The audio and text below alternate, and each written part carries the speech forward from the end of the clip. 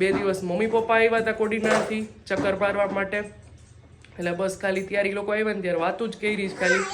પહેલી હોળી હતી ને તો એવું કંઈક કે સાસુ ને વહુ ને બેને ભેગું ન રહેવાય, પછી હું ને મમ્મી અહીંયા રહે. Thank you. ચલો 7:30 જેવું થયું છે અને હું જાઉં છું કંઈક મોઢાનું કરાવવા માટે.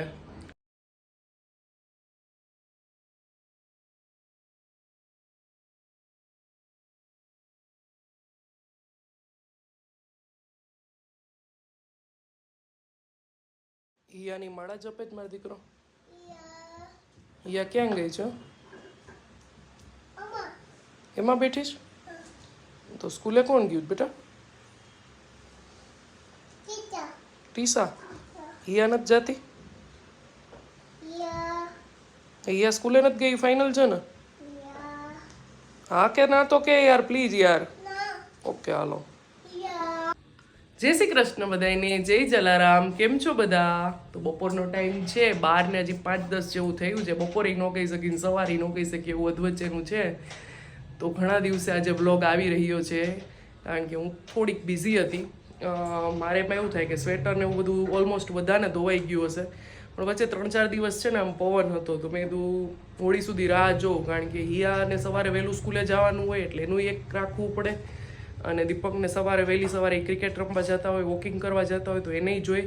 પણ એ બેમાંથી કંઈ તો પહેરતા નહોતા, પણ આપણને એમ થાય કે ના વળી ધોઈ નાખ્યા હોય ને ચડાવી દીધા હોય ઊંચે અને ઠંડી લાગી હોય તો એમ. અને પાછું હોળીમાં એકવાર એમ વારો લીએ, વચ્ચે એકાદ વાર આમ ઠંડક થઈ જાય, એટલે એ બધું ચાલતું હતું. 2 દિવસ મમ્મી પપ્પા આવ્યા હતા કોડીનારથી ચક્કર પાડવા માટે, એટલે બસ ખાલી ત્યારે એ લોકો આવ્યા ને ત્યારે વાતું જ કરી ખાલી. હા હાય અંશી બધાને હાય કહે છો. એટલે એવું બધું હતું થોડુંક, એટલે રેગ્યુલરનું કામ કરીએ પછી બેઠા રહીએ અને વાતું કરતા હતા. એટલે બીજું કાંઈ ત્યારે શૂટ કે કાંઈ નહોતું કર્યું. હું રેસિપીઝ વિડીયો ડેઈલી શૂટ કરીને ડેઈલી અપલોડ કરી દેતી હતી, કાંઈ અગાઉનું નહોતું રાખ્યું. અને મેઇન વસ્તુ એ છે કે હિયાને એક્ઝામને 10-12 દિવસની જ હવે વાર છે, એટલે માર્ચ એન્ડમાં એક્ઝામ સ્ટાર્ટ થઈ છે, એટલે બધું ભેગું થતું હતું. હા ઓકે. અને આજે છે હોળી, તો બધાને હોળીની મારા તરફથી ખૂબ ખૂબ શુભકામના. ભગવાન તમારી બધી ઈચ્છા પૂરી કરે. તો ચલો બ્લોગ સ્ટાર્ટ કરીએ આજથી. બોલો. હે ઈ અહીંયા બેસી જા. હા ઓકે હાલો. હા તું જય શ્રી રામ કહેતી હતી ને, કહી દો. હે હા એમ. વાહ, હાથ ઊંચો કરીને હજી એકવાર કહી દે, જય શ્રી રામ કહી દે આમ. Very good. બનાવ્યું આજે? હે અહીંયા આવીને બોલ તો ખબર પડે કંઈક.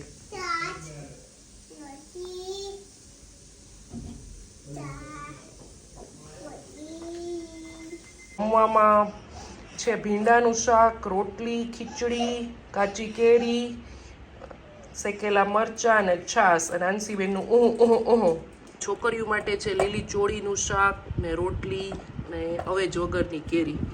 કાંશું શ્રીખંડ માટે લટકાડી દીધું છે દહીં. બરાબર. હું હર વખતે છે ને એ જ રૂમાલમાં દહીં ભરી અને લટકાડતી હોઉં પાણી નિતારવા માટે, એટલે થોડુંક યલો થઈ ગયું છે.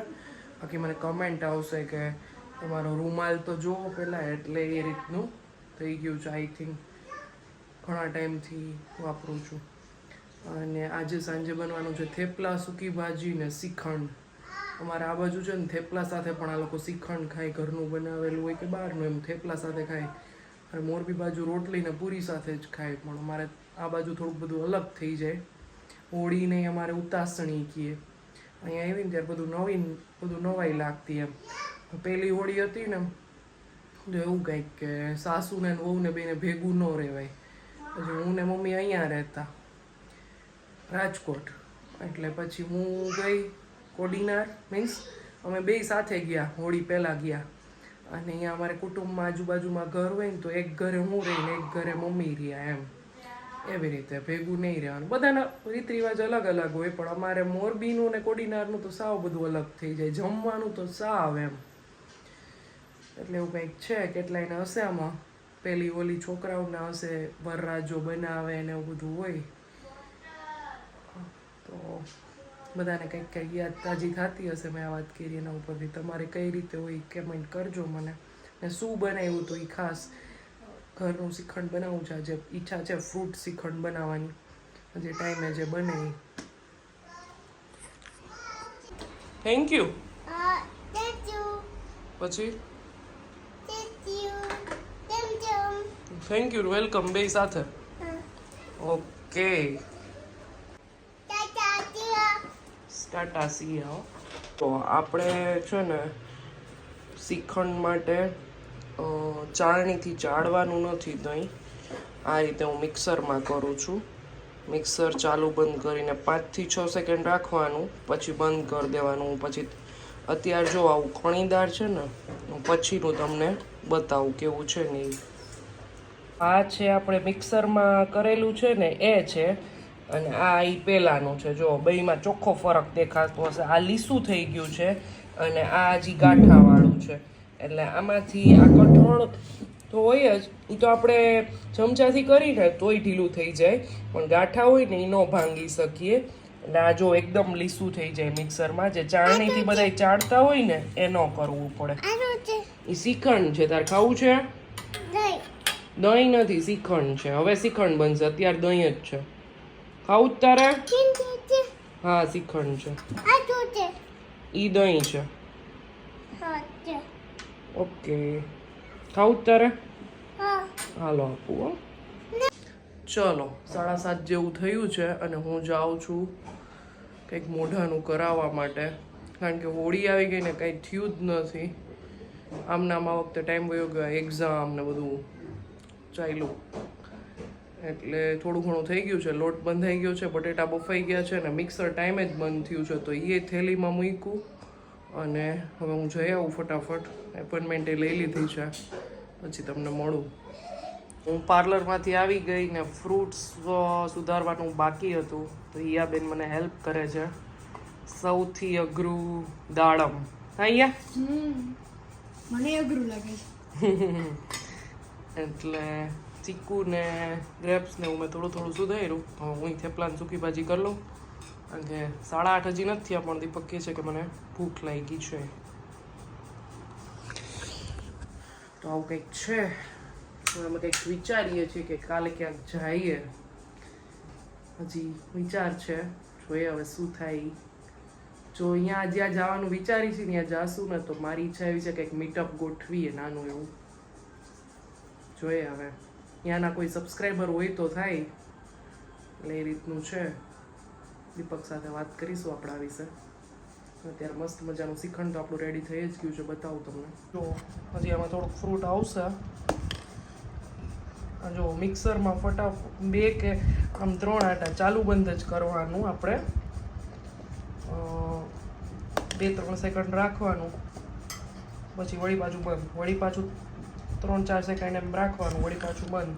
કેટલું મસ્ત એકદમ સ્મૂથ થઈ ગયું છે, એકદમ આમ લીસું. હું ક્યારેય ચાળણીથી નથી ચાળતી, આ ટ્રાય કરજો ક્યારેક. હાય, કેવો બન્યો ડેડી શ્રીખંડ? સરસ છે. મને તો ઘરનો જ ભાવ. મને ઘરનો જ ભાવે. ઘરનો જ બહુ ભાવ. આનો કેવો બન્યો શ્રીખંડ? ચાઈ ખાવ તો રાંસુબેન. મસ્ત.